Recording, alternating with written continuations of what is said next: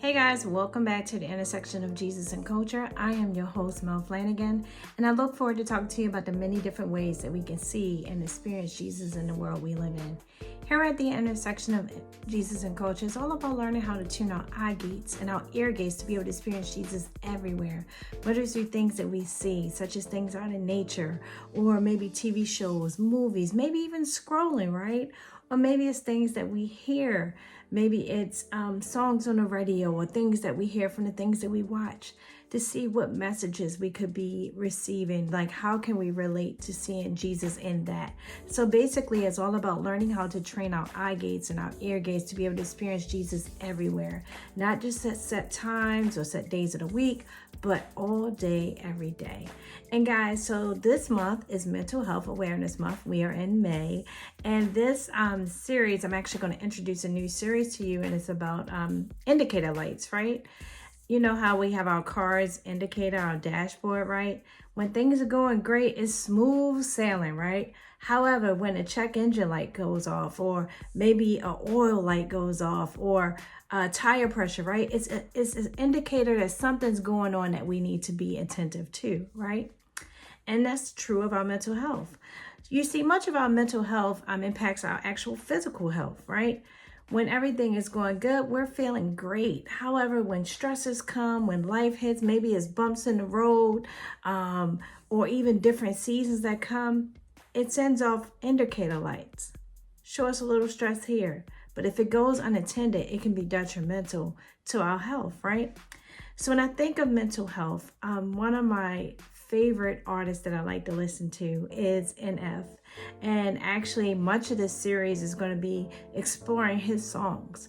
You see, I came across NF's channel back in 2018. And this was during my time in ministry. And one of the things that you don't really hear about, which is one of the reasons why I wanted to talk about this topic so much, was that a lot of pastors experience burnout. A lot of pastors experience mental health issues. A lot of pastors have mental illness, right? So at 2018, when I first came across NF, I was in a busy season of ministry. My husband had recently got diagnosed with an illness, so I'm trying to be there for him, but also, run a ministry, like lead a ministry, shepherd children, right? And I was just really, I've had anxiety for the majority of my life. And so it was like all of these indicator lights were going off, right? And I was just ignoring the symptoms to where I crashed down. I had a burnout, right? But what I was going to say is that a lot of times in church, you go there, but a lot of times they don't really talk about mental health. So what it end up causes is a lot of us that may have mental health issues, it causes us to be quiet, to kind of wear a mask, to act like everything's okay, when inside, like, we're all over the place, right? I've even heard people say that, you know what, when I try to open up and talk about different issues that I have, I was told, oh, just pray it away. Or they make it seem like, oh, your mental health issue is because you have a weak prayer life. Or maybe that you have some personal sin or something that you're struggling with. But it's so much more than just that. Guys, if mental health wasn't a spiritual thing, I don't think it would be in the Bible as much as it is. You see, when we go through reading our Bible, we learn about characters like David, King David, right? If you read the book of Psalms, like, you see where David just pours out his heart. He shares his anxieties, his frustrations. He shares his isolation, his depression, right? Just read Psalms 13. You'll be like, my God, like, were you in my life? Like, were you in my room or something like that? Because it's just so real, so raw, right? And then if we were to think of like other characters in the Bible, like King Saul, right? It says King Saul was tormented by an evil spirit that made him do things that he didn't want to do, right? You think of, like, when it comes to mental health, like schizophrenia, right? Or then if you think of Hannah, when Hannah prayed to become a mother, she prayed with anguish, right? She was angry, frustrated, right? Elijah, who was kind of like myself, after a real big, he had just came off this huge ministry victory, and then at the end just faced burnout. He was at the point where he was like, I'd rather be gone. This is just too much, right?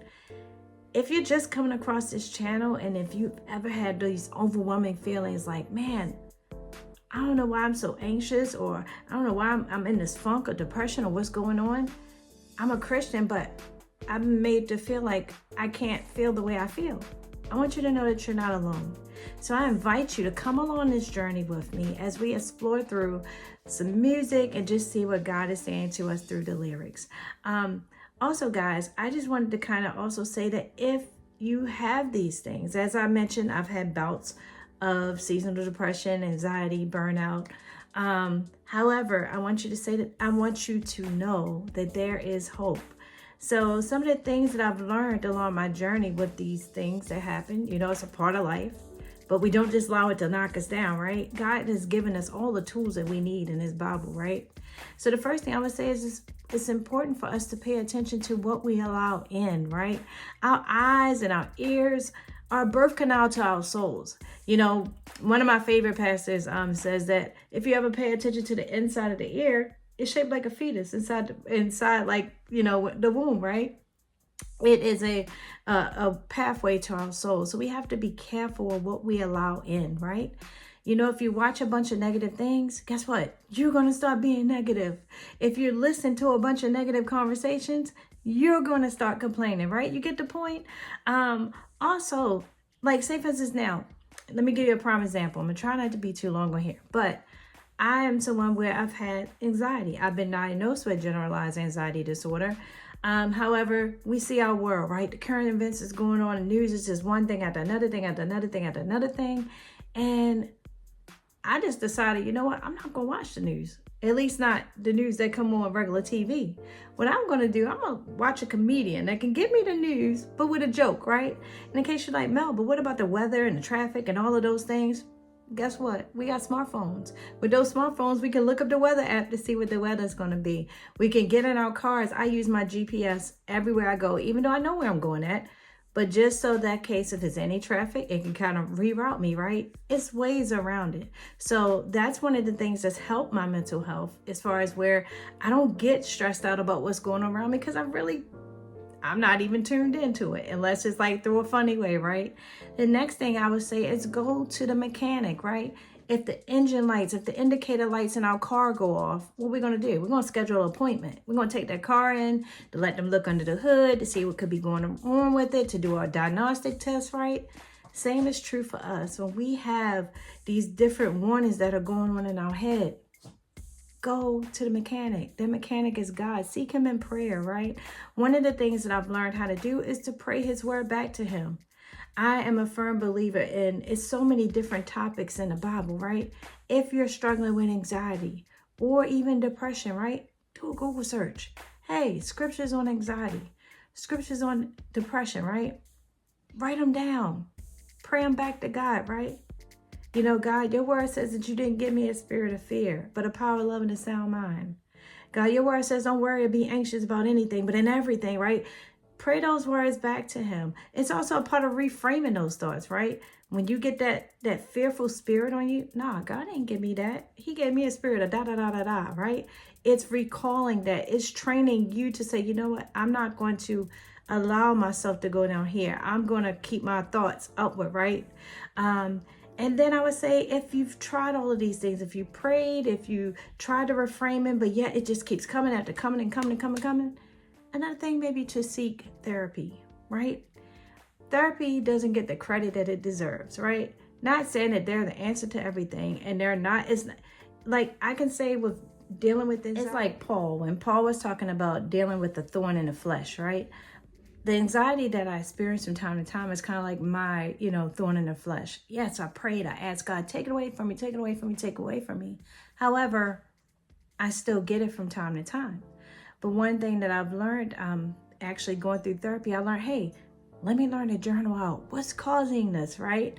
Okay, let me learn about, okay, how can I change it? What is in my control, right? A lot of times we're anxious and we're worried about things because we're trying to control everything, right? Maybe it's just learning on what's in my sphere of influence. What can I control, right? All these other parts that I can't control, I can't control them. Let it be that, right? All right, guys, with that being said, this is the end of another episode of the Intersection of Jesus and Culture. If you just come across this channel, you're like, okay, I have mental illness, I have mental health issues, come back, because this NF series is going to be amazing. And at the end of every episode of the Intersection of Jesus and Culture, if you know me, I always got a B statement, and today is no different. So today's B statement is, and you ready? Okay, it is... be attentive. Be attentive to when things are the indicator lights, right? Be attentive. Okay, a little bit of anxiety here, a little bit of stress here. Maybe I need to rest. Maybe I need to do this. Like, don't just ignore. When we ignore those indicator lights, it can lead to engine failure, right? For us, it can lead to burnout. Trust me, as somebody that's been there, ain't nobody got time for it, because it take a lot to get yourself out of it. And not just you, it's also you and God, right? You and God, you in therapy to work your way out of there, right? All right, guys, with that being said, love you. Hope you have a great evening. Talk to you soon. Bye-bye.